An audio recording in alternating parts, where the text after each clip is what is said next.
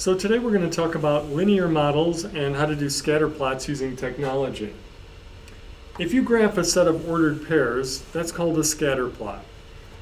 And what we're going to be focusing on is how well does that data, do those points, line up in a straight line. So first we're going to talk about correlation. If, as the independent variable increases, the dependent variable also increases, so I'm going to give you a little example here. So let's say my data is kind of going like this, as going upward as we go from left to right. So both variables are increasing together. Then we say that's positive correlation. On the other hand, if as my independent variable increases, the dependent variable decreases, then we say that they have negative correlation. And so that would be kind of going down that way. And you can just think of like the slope of a line. A positive slope goes up to the right. That's positive correlation. A negative slope goes down to the right. That's negative correlation. So here's a few examples. So the first graph would be positive correlation, the second one negative. And then, let me draw a little arrow here. For the third one, there's no correlation because these points are just scattered all over the place.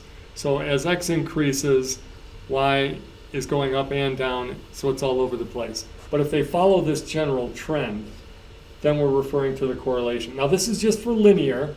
Later on, we're going to do some correlation with other functions like logarithmic or exponential or even trigonometric functions. But for now, we're only considering linear. So how well does this data line up with itself? And so that's what we're going to focus on today. So let's jump right to an example. The following table shows the number of hours students spend studying for a test and the score that they received. So we've got a whole bunch of students here and how many hours they studied. So, put another arrow. As you can see, someone who spent, now 4 different people spent 5 hours studying and they had 4 different scores. So the first thing we'd like to do is be able to construct a scatter plot for the data. Now you should be able to do this by hand, and I'm not going to take the time to have you watch me do one by hand, but eventually you should wind up with a graph that looks pretty much like that. The important thing is we want to make sure that we're going to label our axes, and we also want to label what our tick marks represent. So for example on this one, the horizontal is hours, or hours studying. And if you want to use a different variable like h, then you would specify that so anybody that looking at this understands that, oh, the independent variable is h as opposed to x. If it's not specified, then you can just assume that that's the x-axis and that's the y-axis. But if you change that, that should be noted in your graph. And then the score is your vertical or your dependent variable. And then we need to figure out what the representations are. So on the x, this is 0, 1, 2, 3, 4, 5, 6, 7, 8, 9. So 10, I think, would be right here. But on the vertical, you can see that we're starting here with 40. And actually, I think 40 should be there. And then it looks like we're going by tens on this one. So 10, 20, 30, 40, wait, 10, so 50, 60, 70, 80, no. So we're going by less than that. This looks like it should be 100 right here. And you see how without it showing, anybody looking at that, or i.e. the reader, would have difficulty figuring out what the scale is. So we can figure it out from there and then decide, oh, maybe it's going by 5s or is it going by 2s or is it going by 1s. So anybody looking at that should immediately be able to understand how the scale is set both ways. Make sure you label those. Now, looking at this, would you say that it's a positive correlation, a negative correlation, or no correlation? Well, as you can see, the points are moving up to the right, so as x gets bigger, y gets bigger, or as the hours increase, the scores increase. And so that's a positive correlation. You didn't even need the graph, though. You could have looked at the table and noticed that at the hours increase, so are our scores in general. Not every single time, but in general. So this is a positive correlation. The next thing you should be able to do is draw a line of best fit. Now when you draw a line of best fit, you're trying to draw a line through the middle of your data with approximately the same number of points above and below your line. So for example, if I'm just eyeballing and I say, okay, here's my line of best fit. That line approximates the trend or the pattern of my data. And then I could actually calculate the equation of that line. If I have 2 points on the line from the data, I could use those. So for example, I believe this one is 1, 41. And this one here was 10, 98. And then I could use those 2 points to get the equation of a line. We've done that before. If the line you drew didn't happen to go through 2 points, then you'd have to look at your line and kind of estimate the coordinates for a particular point. But to make my life easier here, I just picked 2 points. So my slope is going to be 98 minus 41, or the difference of the y values over the difference of the x values in the same order. And so that's going to give me 57 over 9, which I can reduce. 3 goes into each of those. So 19 over 3, or 6 and 1/3, or 6.3 repeating. So then for my line, it didn't specify what form, so I think I'm just going to use point slope form and say y minus 4 equals 19 over 3 times the quantity x minus 1. Now I have a line which represents my data, and then I can use this equation to estimate scores based on number of hours, or I could actually put in a number for the score and figure out how many hours that would require based on this data. So for example, I could say 0 hours. I could plug in 0 for x, and then I could solve this for y, and I'd get a number. And it might be close, but it might not be exactly 40, which is what I got from my table. But we can use this line of best fit to estimate values for maybe data that's not in our table. And so if there's gaps in our table, we could figure out, well, if we did, for example, 6.5 hours of studying, what would you expect the score to be? So we would plug in 6.5 for x and then solve for y to get an answer. So we're not going to actually go through and plug in all those possible values for x. I want to jump to how the calculator is going to come up with this line of best fit. So technology will be able to calculate in a pretty sophisticated way what's called the least squares regression line for the data. And so this is what happens. So let's say we have some data that we've plotted. Just plotting some random data here. I'll give it positive correlation. And what you're supposed to do when you draw your line of best fit is you're supposed to calculate the average of all the x values and the average of all the y values, and use those two averages to plot what's called a mean point for your data. And then that mean point usually is not going to be one of the actual points of your data. Occasionally it could be, usually it's not. And then technology is going to want to draw a line of best fit that goes through that point. So even if someone's doing it by hand, they should draw it through the mean point.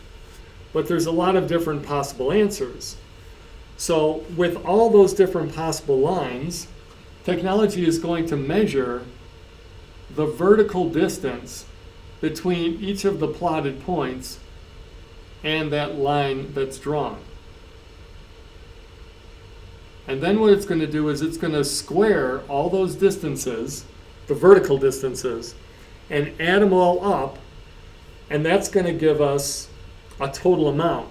Well, the line that has the smallest total amount, or the least squares regression, that will be the line that we're going to want to use to model our data. And so that's referred to as the least squares regression line, because it's minimizing the sum of the squares of all those vertical distances. All right. After you use technology to calculate that line, usually they're going to give you an R value. And that's called the correlation coefficient. And R is always going to be a value between -1 and +1. And so when R is negative, that's just telling you that there's a negative correlation with your data, which means that it's going that way. And a positive R value just tells you that you have a positive correlation with your data. Now, if your data happens to line up in an exact straight line, or let's say it's positive correlation, if all the points line up in a perfect straight line, then R is going to equal 1. On the other hand, if it was negatively correlated, so the points are going this way, but they lined up in a perfectly straight line, then R would be -1. And if they're off just a little bit, there's a couple here that don't quite line up, then R starts to get closer and closer to 0. So the closer R is to 0, the worse the correlation, which means that your data is not lined up very well in terms of a straight line. All right, so let's go ahead and let me show you how you can take this example we did above and do it on the calculator and get this least squares regression line. So the first thing you're going to need to do is, with your calculator, you're going to want to make sure that you don't have anything in your y = equation. So let's clear those all out. Also, you might notice when you go to y = that one or more of the plots are highlighted. And so if you see a plot highlighted, arrow up to that and press enter. It's like an on-off button. And then when you move away from it, it's not highlighted anymore. So you don't want any plots highlighted. You don't want anything in y =. Okay, so there's 3 steps to creating a scatter plot. Step 1 is we need to take the data and put it into lists.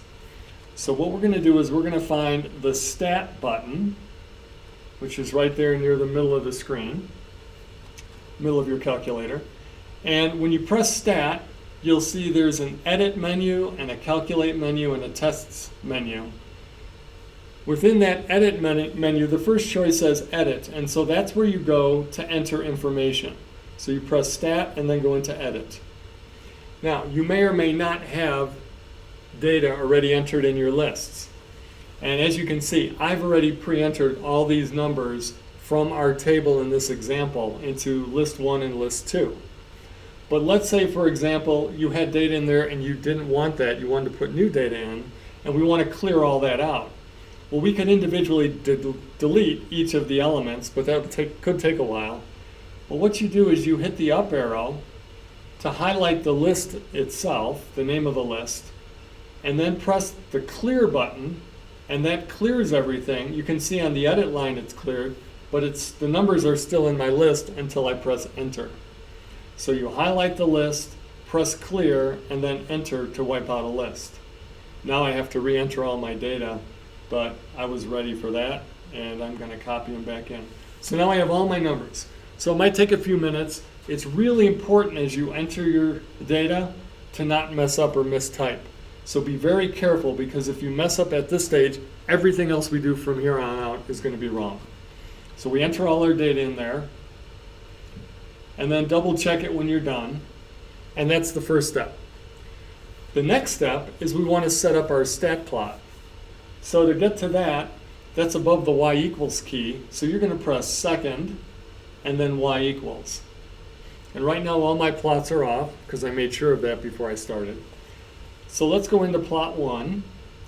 And right now the cursor is blinking on, but you can see that it's set to off. So I'm going to press enter. So now plot 1 is on.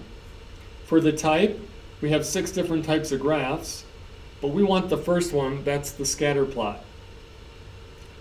Now the next 2 are really important.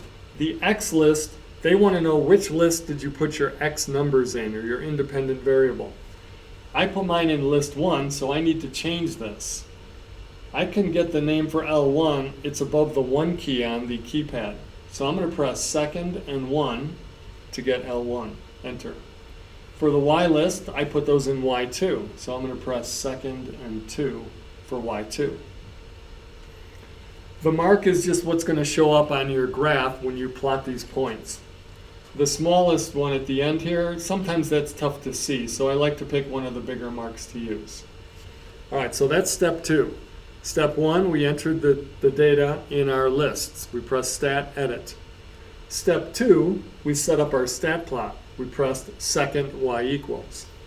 Step 3, we need to go into the window, so press the window button, and adjust your window for the data that you're dealing with. Now, my data went from 0 to 10 for my independent variable. That was the hours studying. I usually like to see a little bit extra, so I'm going to go -1 to 11, and a scale of 1 is fine. Now my outputs, my Y values, the scores on the test, the lowest was 40 and the highest was 98. So I'm going to go a little less than 40, how about 35? And a little more than 98, how about 105? And for my scale, I'm just going to put 5 on there. Now I'm ready to hit graph. I've done the 3 things. I've entered my data, I've set up my stat plot, I adjusted my window. And now when I hit graph, I can see my data. So that's how you do a stat plot, a scatter plot, using your calculator. Okay, now instead of trying to do the line of best fit by hand, let's have the calculator do the line of best fit. So how do I do that? Well, I'm going to go to Stat, and then instead of going into Edit, I'm going to hit the right arrow to go to the Calculate menu. And now I'm trying to calculate a least squares regression line, or a linear regression. So that's number 4. And you can see the form it's in, it says AX plus B. That's like slope-intercept form for us. Y equals MX plus B, except it uses A instead of M. We don't want to use number 8. That does A plus BX, and that's just a different form than we're used to. So we're going to go with number 4, linear regression. And then this menu pops up and says, okay, where were your X numbers? If it's not saying L1 or wherever you entered it, you need to change that. So I need to change mine to L1. And then Y list, mine were in L2, so second 2. Frequency list, we'll leave that alone. That's for more complicated statistical calculations. And then the next one, store regression equation. It's a good idea to store this. Otherwise, you're going to be copying down the answer on paper, and then you'll have to manually go into Y equal and type all that in. So this will store it in there for you so you don't have to do that. So I want to store this in Y1. So I can access that by pressing alpha, trace, and going to Y1.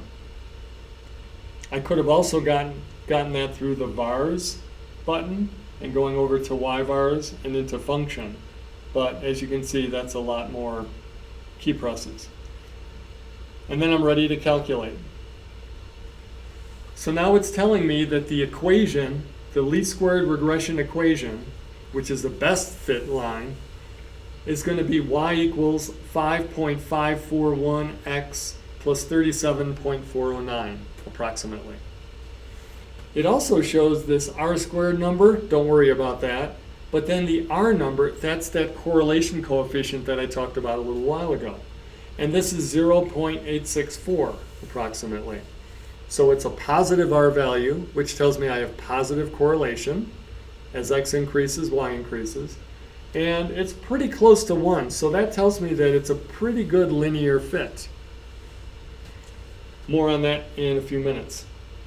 If you don't get that R showing up when you try and do this, then you have to go to the catalog and turn diagnostics on. So I'll walk you through that quickly. You press second and 0 to get to the catalog menu, and it's alphabetical. So scroll down until you get to the D's and look for diagnostic on, and I passed it right there. And so you select that, and then on the home screen press enter to run that command, and now that R will show up when you go in and do stat, calculate, number 4, linear regression. And you'll get your R value. Now, remember we stored the equation in Y1, so if I go to Y equals, it put in, with a lot of decimals, that linear regression line, the equation of the line. And so now if I hit graph, you can see it'll draw it, and that looks like a pretty good approximation for my data points. And then I can use that line to estimate stuff. So I'll do that in the next example.